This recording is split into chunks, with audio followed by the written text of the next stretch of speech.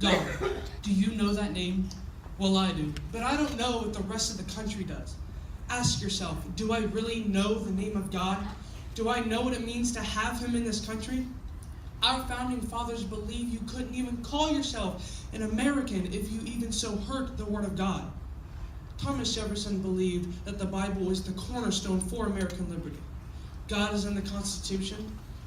God is in the Pledge of Allegiance. God is in some of your hearts, but he is not in our nation. He is easily, every day, being taken out of the equation for American life, thus eliminating the reason of why this nation was ever started.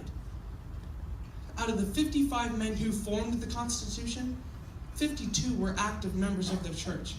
Do you really want your child to enter adulthood in a country that's no different than, let's say, North Korea, where you are persecuted, could even be prosecuted, or in some extreme cases, murdered for simply being a Christian? And don't just sit there and shake your head and say, well, that will never happen in my country. Shall I remind you of a couple instances where that has happened in America? The Columbine Massacre of 1999, in which the shooter first asked the victim, do you believe in God? The victim responded, you know I do. The shooter put a gun to her head and said, then go be with him.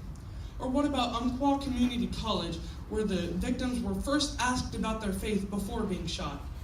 President Lincoln once said, the philosophy of the classroom in this generation can and will be the philosophy of the government in the next. Our nation needs to go from the church house to the White House and spread the word of God throughout the nation. Patrick Henry said that our country was founded on the gospel of Jesus Christ. And 2 Chronicles 7:14 says, if my people who are called by my name will humble themselves and pray and seek my face, and they will turn from their wicked ways, and I will hear them from heaven, and I will heal their land. How can this country survive another 10 years if we don't put God in America again? If you take away the word of God from the classroom and politics, you take away the nation that word protects.